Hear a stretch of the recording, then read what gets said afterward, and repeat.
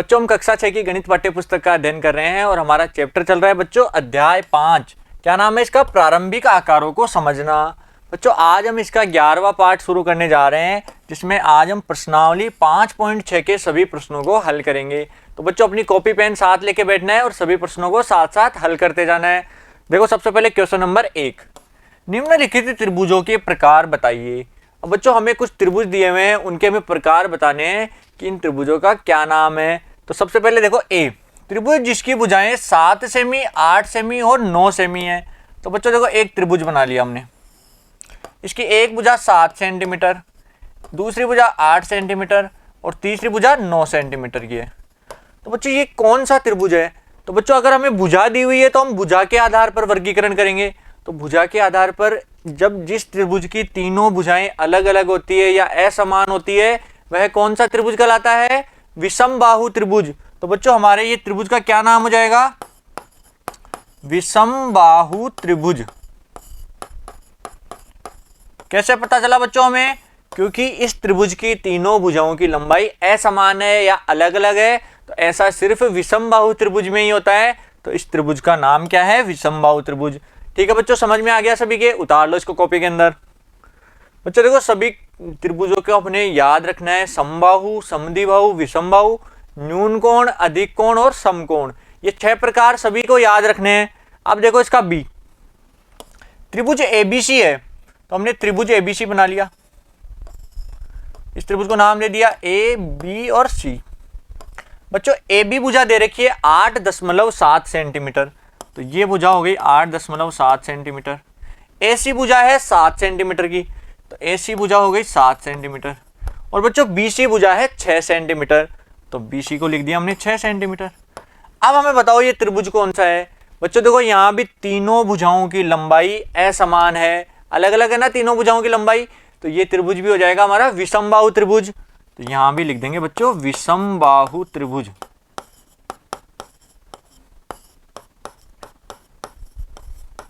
ठीक है बच्चों, समझ में आ गया सभी के? कौन सा त्रिभुज हो गया? विषमबाहु त्रिभुज। तो ए भी विषमबाहु था और बी वाला भी विषमबाहु त्रिभुज है। उतार लो कॉपी के अंदर इसको भी। अब देखो आगे सी, त्रिभुज पी क्यू आर। एक त्रिभुज है पी क्यू आर जिसमें पी क्यू, क्यू आर और आर पी ये तीनों बराबर हैं और इनकी लंबाई का माप है 5 सेंटीमीटर। तो बच्चों देखो इसको नाम दे देंगे पी क्यू आर। अब पी क्यू बराबर है क्यू आर के, तो पी क्यू बराबर है क्यू आर के और क्यू आर बराबर है पी आर के, और इन तीनों की लंबाई की माप है 5 सेंटीमीटर। यह भी 5 सेंटीमीटर है, यह भी 5 सेंटीमीटर है और यह भी 5 सेंटीमीटर है। तो बच्चों अगर किसी त्रिभुज की तीनों भुजाएं समान होती है तो वह कौन सा त्रिभुज कहलाता है? समबाहु त्रिभुज। कौन सा बच्चों? समबाहु त्रिभुज। तो त्रिभुज पी क्यू आर कैसा हो जाएगा? समबाहु त्रिभुज।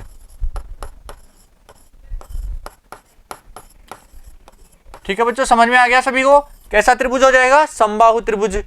ठीक है, सब समझ में आ गया सभी के? अब देखो आगे, सबसे पहले कॉपी में उतार लो इसको। अब इसका डी देखो, डी क्या दिया हुआ है? त्रिभुज डी ई एफ जिसमें कोण डी का मान 90 डिग्री है। डी ई एफ में कोण डी का मान 90 डिग्री है।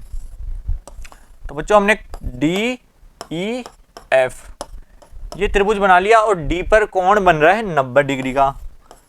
तो बच्चों ऐसा त्रिभुज जिसका एक कोण समकोण हो या 90 डिग्री का हो तो वह त्रिभुज कहलाता है समकोण त्रिभुज। तो हमारा त्रिभुज डी ई एफ कैसा है बच्चों? समकोण त्रिभुज। समकोण त्रिभुज आ गया सभी के? ठीक है बच्चों, उतार लो इसको कॉपी के अंदर।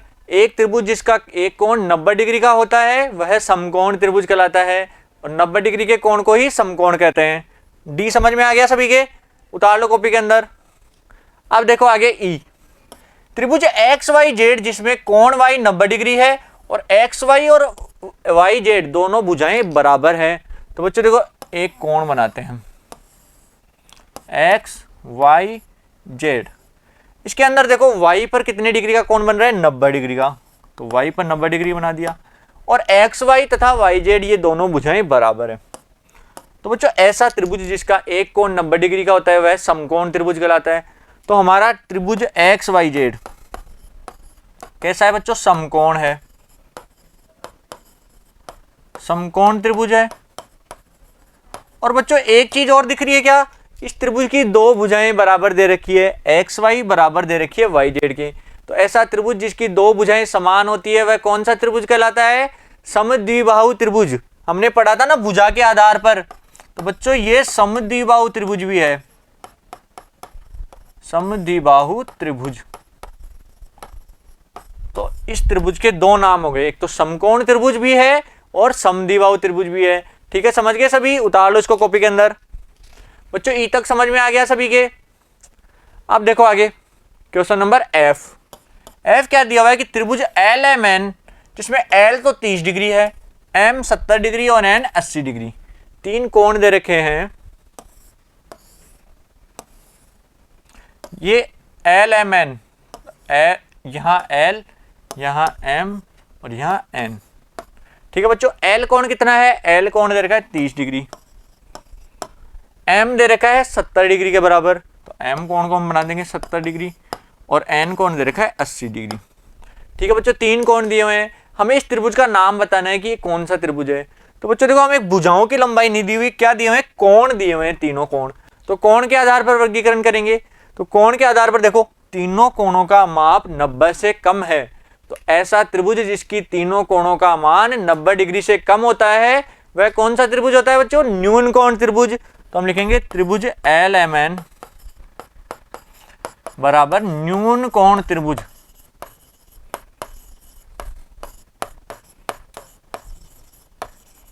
ठीक है बच्चों, समझ में आ गया सभी के। ऐसा त्रिभुज जिसके तीनों कोणों का मान 90 डिग्री से छोटा होगा वह कौन सा त्रिभुज कहलाएगा, न्यून कोण त्रिभुज।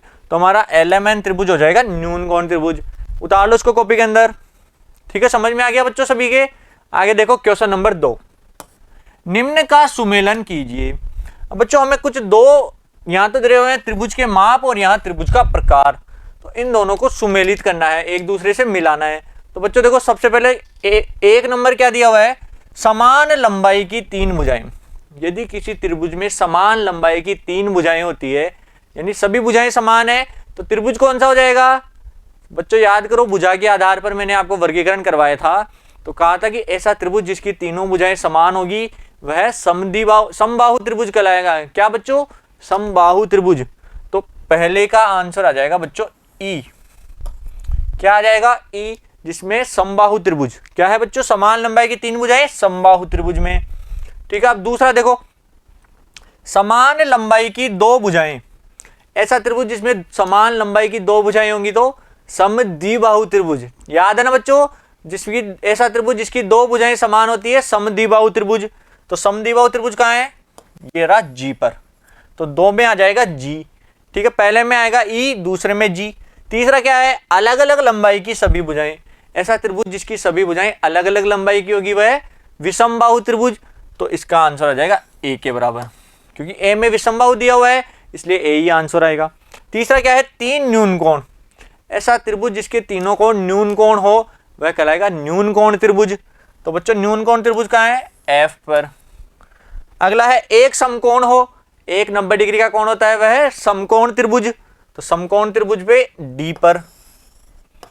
ठीक है बच्चों, तो 5 में आएगा डी। आगे है एक अधिक कोण हो, जिस त्रिभुज में एक कोण अधिक कोण होता है वह है अधिक कोण त्रिभुज कहलाता है, तो अधिक कोण त्रिभुज है सी पर। तो छठे का आ जाएगा सी। और सातवां क्या दिया हुआ है, दो बराबर लंबाइयों की भुजाओं के साथ एक समकोण। दो भुजाएं बराबर हैं और एक समकोण भी है, तो समद्विबाहु समकोण त्रिभुज। तो इसका आ जाएगा बी के बराबर। तो बच्चों सभी को हमने एक दूसरे से मिलान कर दिया। तो पहले का क्या आया, पहले का आ गया ई, दूसरे में क्या आएगा बच्चों, दूसरे में आ गया जी,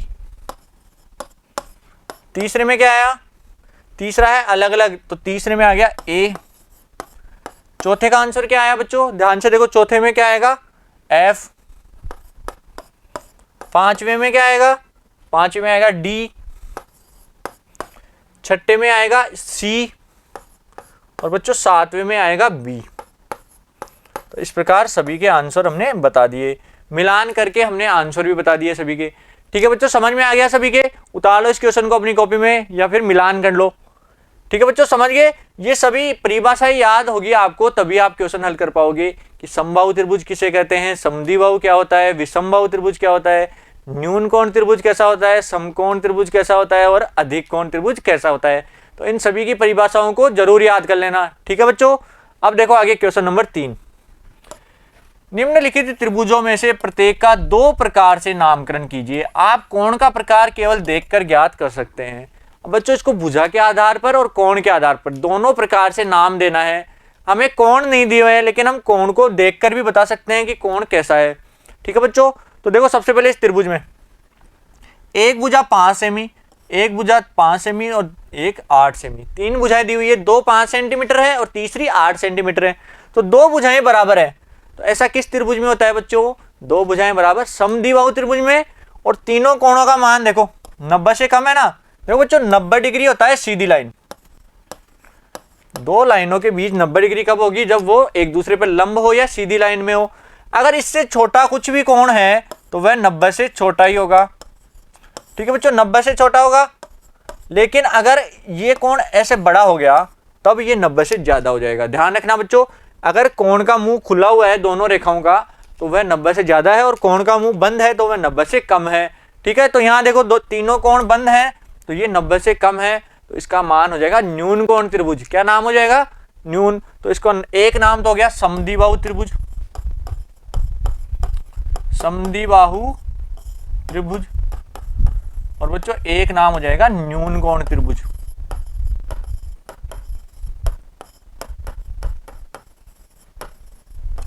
ठीक है बच्चों, आप समझ गए सभी। समद्विबाहु त्रिभुज क्यों है, क्योंकि 2 भुजाएं समान है और तीनों कोण 90 डिग्री से छोटे हैं, इसलिए न्यून कोण त्रिभुज भी है, ठीक है। समझ गए सभी। अगला देखो बी के अंदर देखो एक भुजा 17 सेंटीमीटर है, एक 15 सेंटीमीटर और एक 8 सेंटीमीटर है।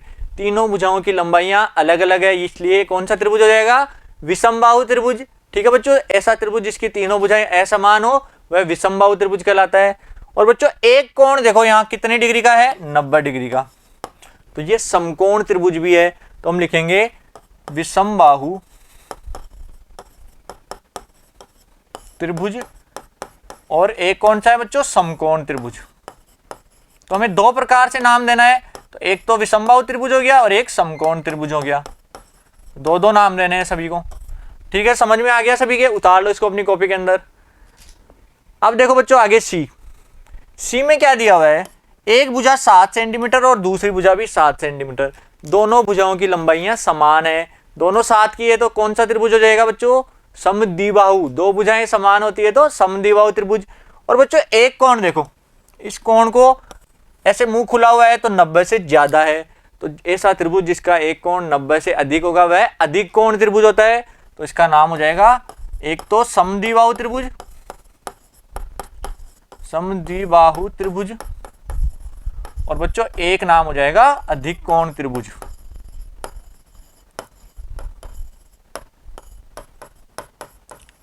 ठीक है बच्चों, समझ में आ गया सभी के, समद्विबाहु त्रिभुज और एक अधिक कोण त्रिभुज। उतार लो दोनों को अपनी कॉपी के अंदर। क्वेश्चन नंबर सी समझ में आ गया सभी के। अब देखो आगे डी में क्या दिया हुआ है, एक भुजा 10 सेमी और दूसरी भुजा भी 10 सेमी। 2 भुजाएं बराबर दी हुई है और बच्चों एक कोण समकोण दिया हुआ है, 90 डिग्री का कोण दिया हुआ है ना। तो ये समकोण त्रिभुज भी है और समद्विबाहु त्रिभुज भी है, तो एक नाम तो हो जाएगा बच्चों समद्विबाहु त्रिभुज।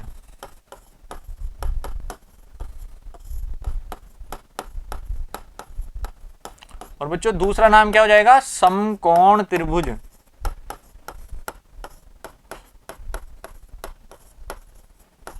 उतार लो इसको अपनी कॉपी के अंदर। 2 भुजाएं समान है तो समद्विबाहु त्रिभुज भी हो गया और एक कोण 90 डिग्री का है तो समकोण त्रिभुज भी हो गया, तो ये दोनों इसके नाम हो जाएंगे। डी समझ में आ गया सभी के। अब देखो आगे ई। बच्चों ई के अंदर देखो एक भुजा 5.2 सेंटीमीटर, दूसरी भी 5.2 और तीसरी भी 5.2। तीनों भुजाओं की लंबाइयां समान है, तो कौन सा त्रिभुज हो जाएगा बच्चों, समबाहु त्रिभुज, जिसकी तीनों भुजाएं समान होती है। तो ये हो गया एक तो समबाहु त्रिभुज। और तीनों कोणों का मान देखो 90 डिग्री से कम है, तो 90 डिग्री से कम होगा तो न्यून कोण त्रिभुज। तो बच्चों एक तो हो जाएगा समबाहु त्रिभुज, समबाहु त्रिभुज। और बच्चों दूसरा नाम हो जाएगा न्यून कोण त्रिभुज।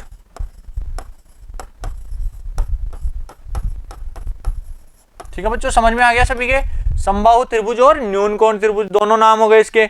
अब देखो आगे, उतार लो इसको अपनी कॉपी के अंदर। ई समझ में आ गया सभी के।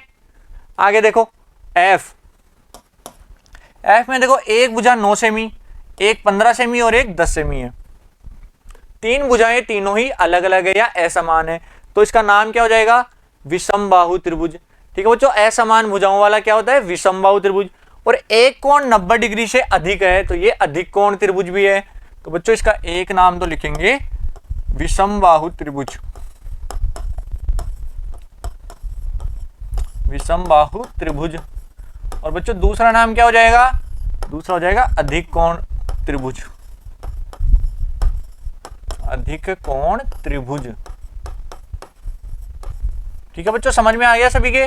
विषमबाहु त्रिभुज और अधिक कोण त्रिभुज, ये दोनों ही इसके नाम हो जाएंगे। उतार लो इसको एफ को अपनी कॉपी के अंदर।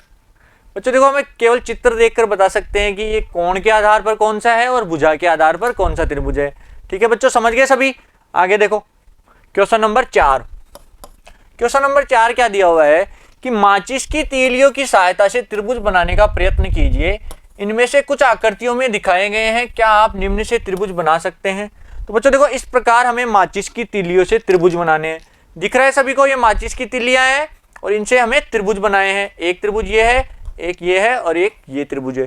तीनों त्रिभुज माचिस की तीलियों से बनाए और हमें भी तीलियों से, माचिस की तीलियों से त्रिभुज बनाने हैं। तो बच्चों ए में हमें कितनी तीलियां दी हुई है? 3 माचिस की तीलियां।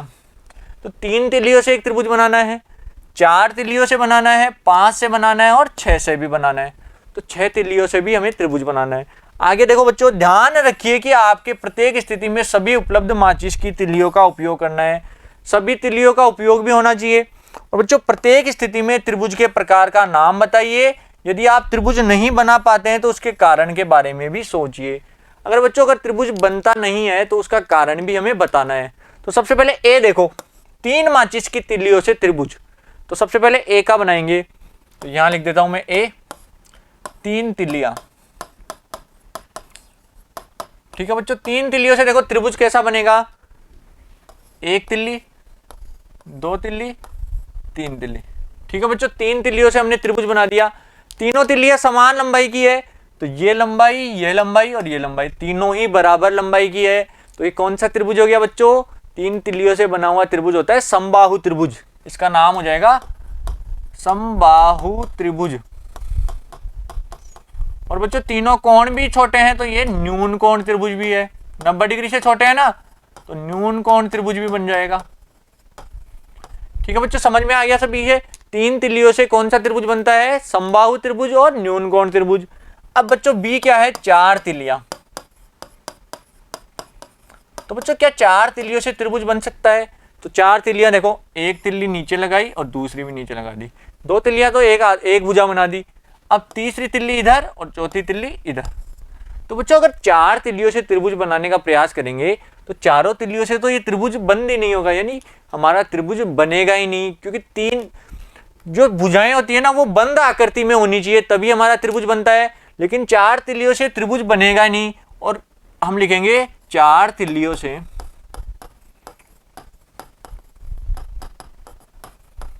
त्रिभुज नहीं बनेगा।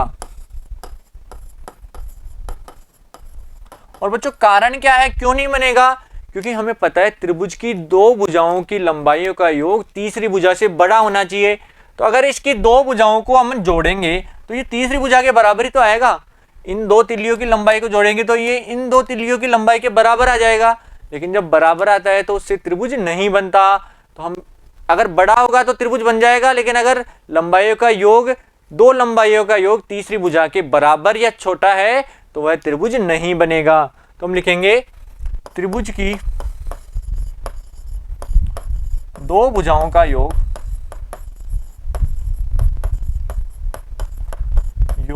तीसरी भुजा से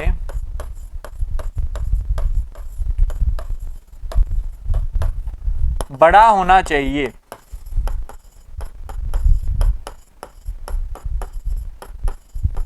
जो यहां नहीं है, जो यहां नहीं हो रहा।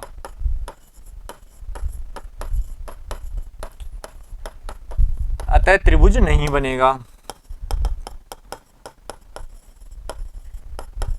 ठीक है बच्चों, समझ गए? त्रिभुज नहीं बनेगा ये हमने कारण भी लिख दिया। ठीक है, समझ में आ गया। 4 तिल्लियों से त्रिभुज का निर्माण नहीं होगा। अब देखो सी 5 तिल्लियों से, 5 तिल्लियों से क्या त्रिभुज का निर्माण हो सकता है? तो बच्चों देखो हम बनाते हैं 5 तिल्लियों से, 1 तिल्ली, 2 तिल्ली, 3 तिल्ली, 4 तिल्ली और एक 5 तिल्ली। तो 5 तिल्लियों से हमने त्रिभुज बना दिया। और त्रिभुज कैसा है बच्चों? देखो इसकी इधर भी 2 तिल्ली है, इधर भी 2 तिल्ली है, यानी 2 भुजाएं बराबर है। तो बच्चों 5 तिल्लियों से निर्मित त्रिभुज हो जाएगा समद्विबाहु त्रिभुज। समद्विबाहु त्रिभुज। ठीक है बच्चों, समझ गए कौन सा त्रिभुज बनेगा? समद्विबाहु त्रिभुज बनेगा 5 तिल्लियों से। और ऐसे ही बच्चों 6 तिल्लियों से भी बनाते हैं।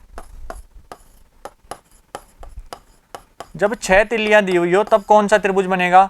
तो बच्चों 6 तिल्लियों से बनता है। देखो बनाएंगे सबसे पहले 1 2 3 4 5 6, ये 6 तिल्लियों से एक त्रिभुज बन गया। अब इसकी देखो ये भुजा भी 2 तिल्लियों में है, ये भी 2 तिल्लियों की है, ये भी 2 तिल्लियों की है, अर्थात तीनों भुजाएं बराबर है। तो ये हमारा त्रिभुज होगा समबाहु त्रिभुज। समबाहु त्रिभुज। ठीक है बच्चों, समझ गए सभी? तो बच्चों 3 तिल्लियों से भी समबाहु त्रिभुज बनता है, 4 तिल्लियों से त्रिभुज नहीं बनता है, 5 तिल्लियों से समद्विबाहु त्रिभुज बनता है और 6 तिल्लियों से समबाहु त्रिभुज बनता है। ठीक है, सबको समझ में आ गया? उतार लो इसको अपनी कॉपी के अंदर। बच्चों क्वेश्चन नंबर हमारा 4 नंबर का क्वेश्चन क्लियर हो गया है, सबके समझ में आ गया? 3 तिल्लियों से समबाहु, 4 से नहीं बनेगा, 5 से समद्विबाहु और बच्चों 6 से समबाहु। ठीक है बच्चों? ठीक है बच्चों, उतार लो इसको अपनी कॉपी के अंदर। बच्चों हमने प्रश्नावली 5.6 के सभी क्वेश्चन पूरे कर लिए हैं और आशा करता हूं आपको अच्छे से समझ में भी आए होंगे। फिर भी अगर बच्चों कोई कंफ्यूजन है तो आप वीडियो को शुरू से दोबारा देख सकते हैं, जिससे आपके सभी डाउट क्लियर हो जाएंगे।